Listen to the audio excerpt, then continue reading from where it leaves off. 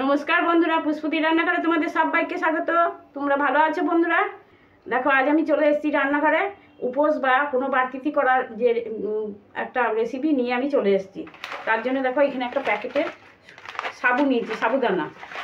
এগুলো খুব মোটা দানা। এই সাবুদানাটা নিয়েছি। এই সাবুদানা দিয়ে আমি আজকে পরোটা বানাবো। তার জন্য দেখো, আমি 3টে আলু সেদ্ধ করে নিয়েছি আর গাজর সেদ্ধ করে নিয়েছি। আর সমস্ত উপকরণ এখানে আছে। যখন আমি দেবো তখন তোমাদের বলে দেবো। এখন দুবার করে আর বলবো না, দেওয়ার সময় আমি বলে দেবো। তা দেখো, আমি সাবুটা প্রথমে কেটে নেব।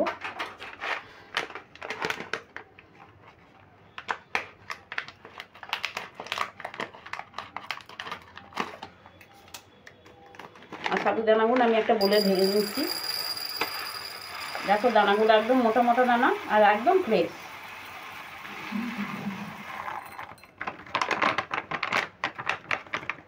এইটি দিয়ে এমন একটা রেসিপি বানাবো যা খেলে পেটও ভরবে আর উপোস বা কোনো বাড়তিও পালন করা হয়ে যাবে। তার জন্য দেখো, আমি একটা সাবুগুলো ঢেলে নিয়েছি আর একটা কড়াই আমি নিয়েছি। কড়াইটা আমি ধরিয়ে দেবো।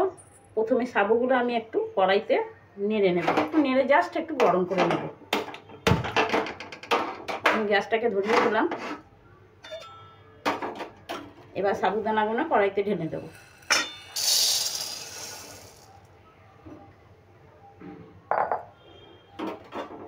এগুলো পেস্ট করবো, যার জন্য আমি একটুখানি গরম করে বেশ মুচমুচে করে নেব।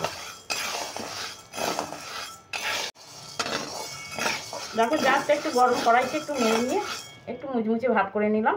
এবার আমি এটা ঢেলে নেবো আবারও বোলের ওপরে।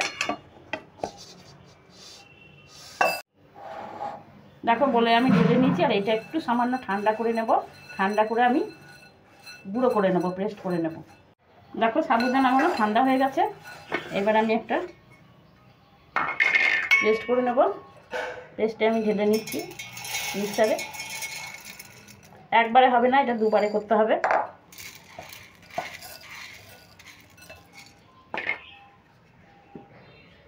আমি পেস্ট করে নিচ্ছি। দেখো, আমি সাবুদানাগুলো গুঁড়ো করে নিয়েছি। দেখো, এইরকম গুঁড়ো হয়ে গেছে। এবার এখানে দিয়ে দেবো আমি 50 গ্রাম মতন সুজি।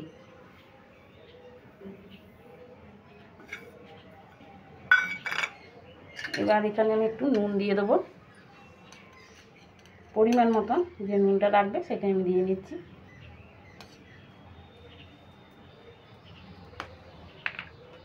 দিয়ে দিচ্ছি একটু সামান্য চিনি।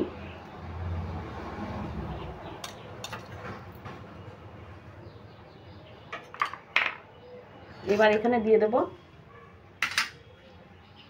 কারি পাতা। কারি পাতাটা আমি শুকিয়ে জল দিয়ে ধুয়ে শুকিয়ে একদম গুঁড়ো করে রেখে দিই। এই গুঁড়োটা দিয়ে দেবো। চাইলে তোমরা কারি পাতার বদলে ধনে পাতা দিয়ে নিতে পারো।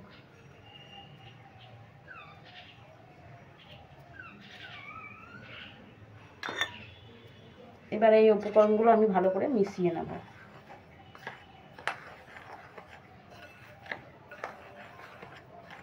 খুব ভালো করে মিশিয়ে নিলাম। দেখো, এই বোলটাতে আমি এই আলুগুলো আমি এর মধ্যে দেবো। বোলটাতে হবে না, যার জন্য আমি একটু বড় জায়গা করে নিচ্ছি। এই উপকরণগুলো আমি ভালো করে মাখিয়ে নিয়েছি। এর মধ্যে দিয়ে দেবো এবার আদাটা আমি গ্রেট করে রেখেছি আর কাঁচা লঙ্কাটাও গ্রেট করে রেখেছি। এটা দিলে এই পরোটাগুলো খেতে খুব ভালো লাগবে, মুখে পড়বে, খেতে খুব ভালো লাগবে। কাঁচা লঙ্কা আর আদার গ্রেটটা আমি দিয়ে দিলাম। এটা দিয়েও ভালো করে মিশিয়ে নিচ্ছি।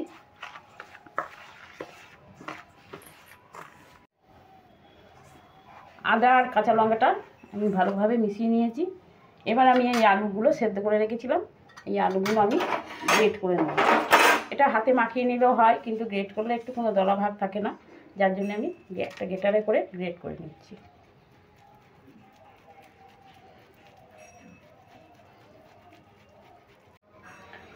আলু 3টে আমি গ্রেট করে নিয়েছি। আর এখানে যে আমার 4 পিস গাজর সেদ্ধ করা আছে, এর থেকে আমি 2 পিস রেখে দেবো। এটা আমি পরে কাজে লাগাবো, তোমরা দেখতে পাবে। আমি এই গাজরের টুকরো দুটো গ্রেট করে নিচ্ছি।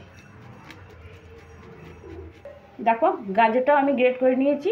এবার এই সমস্ত উপকরণগুলো আমি মাখিয়ে নেব। প্রথমে আমি জল দেব না, যদি জলের প্রয়োজন হয় পরে দেব। এগুলো একটু সেদ্ধ করে নিয়েছি, এইগুলোতেই মনে হয় মাখানো হয়ে যাবে। যদি লাগে তবে একটু পরে দেবো। এবার আমি খুব ভালো করে ঠেসে ঠেসে যেমনভাবে ময়দা মাখায় সেইভাবেই আমি মাখিয়ে নিচ্ছি। এবার মনে হচ্ছে একটু সামান্য জল লাগবে, তার জন্য আমি একটু জল দিয়ে নিচ্ছি।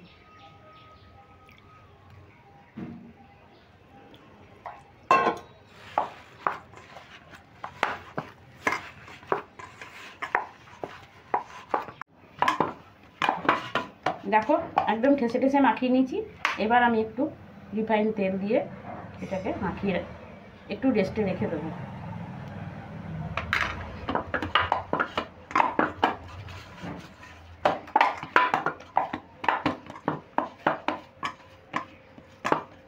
এটা এখন রেস্টে থাকবে, ততক্ষণ আমি পনির তড়কা বাহারি করে ফেলবো। রেস্টে রেখে আমি ওটাকে তৈরি করে নেব। এই দেখো এখানে রয়েছে 200 গ্রাম পনির। এই পনিরটা দিয়ে আমি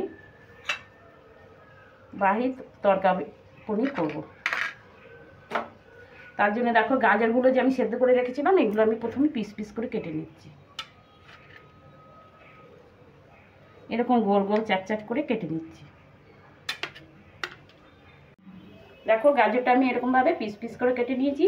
এইবার বাহারি তড়কা পনিরটা করার জন্য আমি গ্যাসটা ধরিয়ে দিচ্ছি। এবার কড়াই বসিয়ে দিলাম। কড়াই গরম হয়ে গেছে।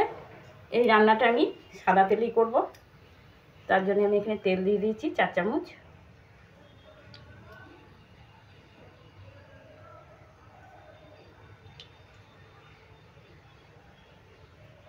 দেখো তেলটা খুব গরম হয়ে গেছে।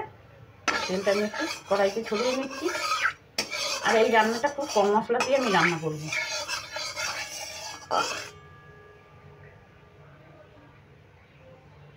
গরম হয়ে গেছে। এখানে ফোড়নে দিয়ে দিচ্ছি আমি গোটা জিরে,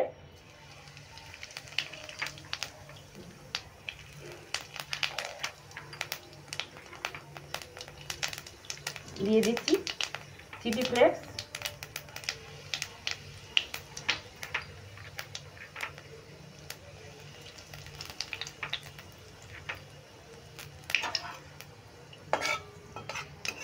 এবার জিরে আর চিলি ফ্লেক্সটা আমি একটু নেড়ে ভেজে নিচ্ছি।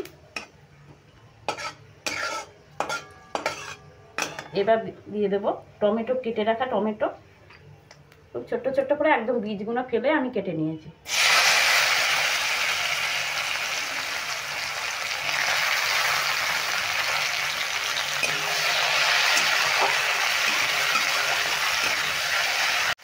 এবার দিয়ে দিচ্ছি পরিমাণ মতো নুন,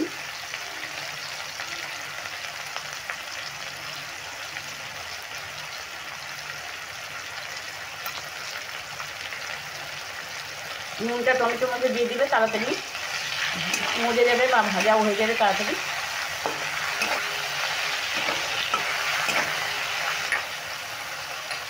এবার দিয়ে দিচ্ছি ক্যাপসিকাম কেটে রেখেছিলাম আমি। এই দেখো এইভাবে ছোটো ছোটো করে কেটেছি, একদম বীজগুলো ফেলে দিয়ে ছোটো ছোটো করে কেটেছি। এবার দিয়ে দেবো ক্যাপসিকাম।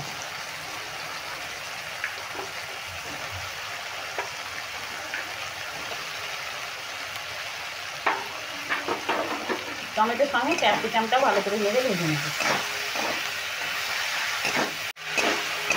দেখো আমি একটু নেড়ে ভেজে নিয়েছি। এখন আমি একে একে মশলাগুলো দেবো।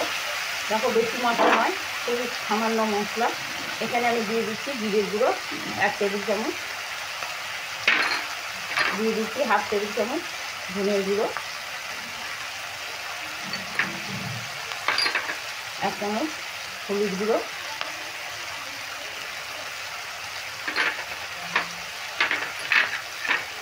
দিয়ে দেবো 1/2 চামচ লঙ্কা, কাঁচা লঙ্কা বাটা।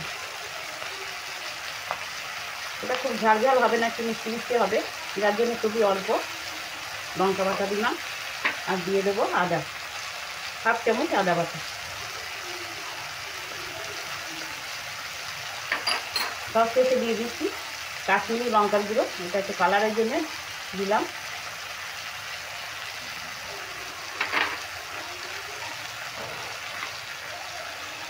দিয়ে দেবো সামান্য একটু চিনি।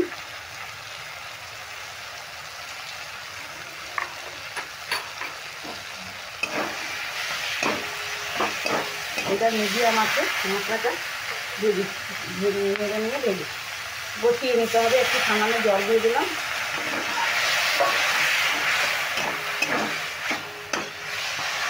এখন 3-4 মিনিট আমি ভালো করে জল দিয়ে কষিয়ে নেবো, তা নাহলে মশলা গন্ধ বেরোবে। মশলাটা খুবই ভালো করে কষিয়ে নিতে হবে। দেখো 3 থেকে 4 মিনিট আমি ভালো করে কষিয়ে নিলাম। আর দেখো ক্যাপসিকামগুলো নরমও হয়ে গেছে, সেদ্ধ হয়ে গেছে। এখন আমি জল দিয়ে দেবো।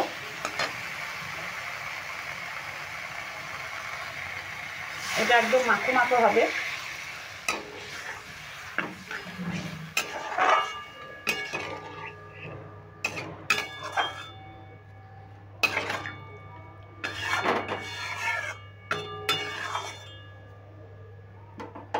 এবার দেখো কেটে রাখা গাজরগুলো আমি দিয়ে দেবো, আর কয়েকটা আমি রেখে দেবো গার্নিশের জন্যে।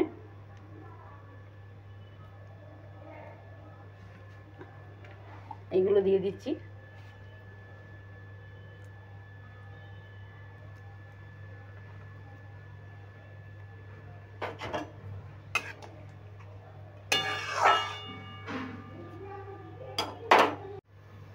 এবার ঝোলটা একটু ফুটতে শুরু করে দিয়েছে, এই সময় দিয়ে দেবো আমি পনিরটা। দেখো কীভাবে দিচ্ছি পনিরটা, এইভাবে একটা গ্রেটারে নিয়ে এইভাবে দিয়ে দিচ্ছি।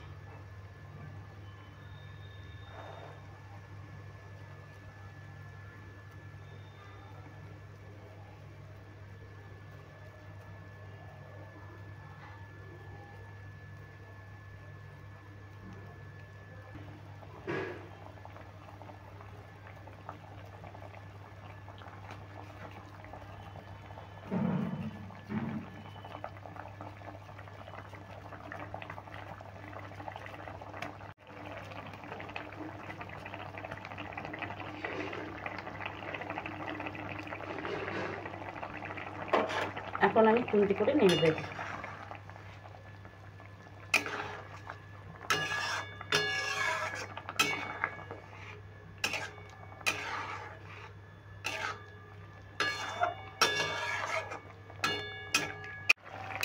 তারপর এখন আমি 5 মিনিট মতন ফুটিয়ে নিয়ে রান্না করে নেব, তাহলেই রেডি হয়ে যাবে আমার বাহারি পনির তরকা।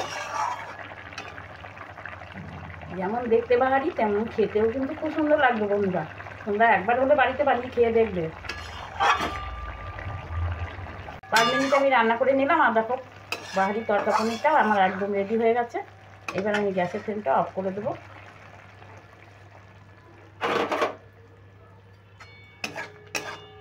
আর একটা পাত্রে ঢেলে নিচ্ছি।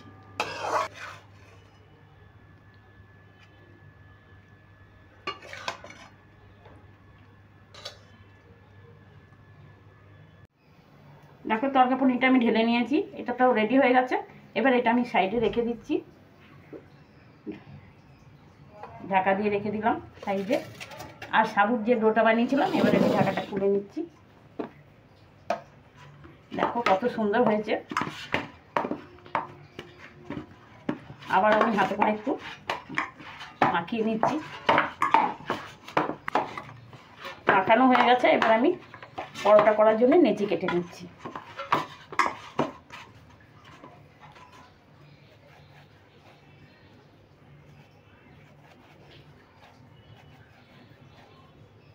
আমি খুব বড় বড় করবো না, ছোট ছোট করেই পরোটাগুলো বানাবো। এরকম করে একটা লেচি কেটে নিচ্ছি।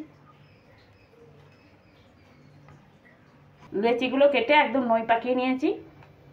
এবার আমি এগুলো বেলে নিয়ে একদম মিনি পরোটা তৈরি করব। আমি একটা বেলনা নিয়েছি, এই বেলনা চাকিটাতে একটু তেল গুলিয়ে নিচ্ছি। চাকিটাতেও একটু তেল গুলিয়ে নেব। এবার একটা করে লেচি নেব আর বেলে নেব। হাতে করে প্রথমে এইভাবে চাপ দিয়ে নেব, এবার বেলে নেব।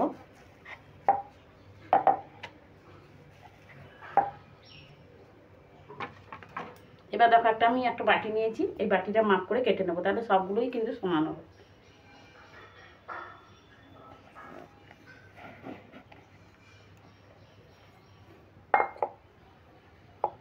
দেখো এইভাবে কেটে নিলাম। এইভাবে আমি এইভাবে বেডে এইভাবে কেটে নেব। আর এই যে সাইডগুলো থাকবে এগুলোও কাজে লেগে যাবে, এগুলোও জয়েন করে দিয়ে আবারও তৈরি হবে।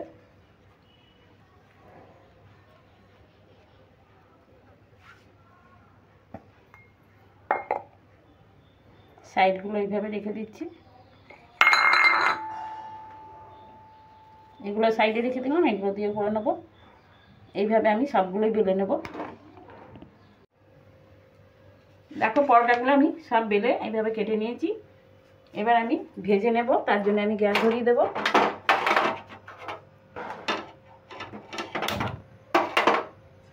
আমি লং স্টিকারে একটা কড়াই বসিয়ে দিলাম, এতেই কিন্তু লং স্টিকারের কড়াইতেই কিন্তু ভাজাটা ভালো হবে। দেখো কড়াইতে প্রথমে আমি একটু তেল দিয়ে দিচ্ছি,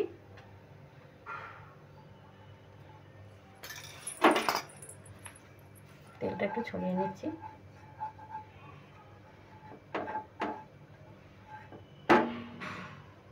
আর আঁচটা কিন্তু মিডিয়ামে রাখতে হবে।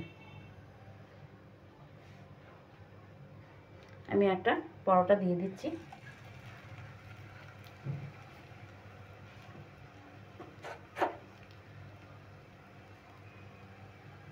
নিচের দিকটা একটু সেঁকে নেব। এবার আমি উল্টিয়ে দেব।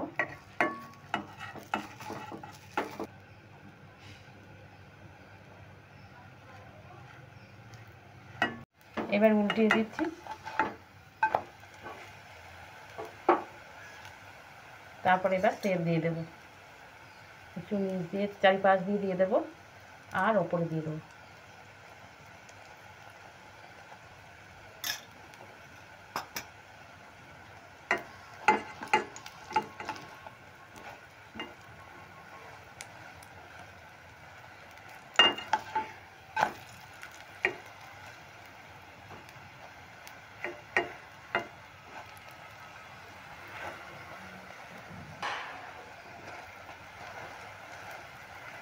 এরকম খুন্তি করে এবার চাপ দিতে হবে।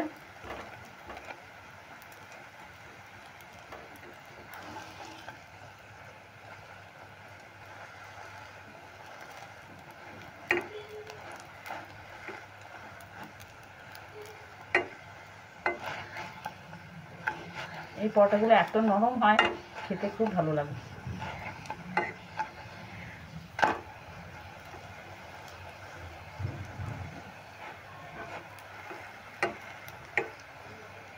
এটা ভাজা হয়ে গেছে, এবার আমি তুলে নিচ্ছি।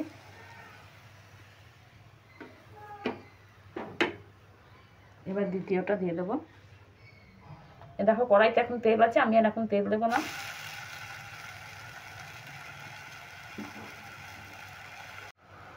এবার উল্টিয়ে দিচ্ছি।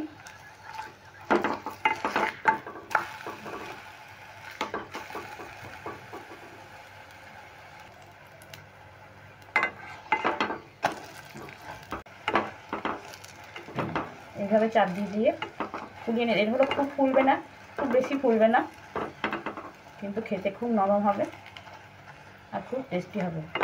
এটাও ভাজা হয়ে গেছে, এবার এটাও তুলে দিচ্ছি।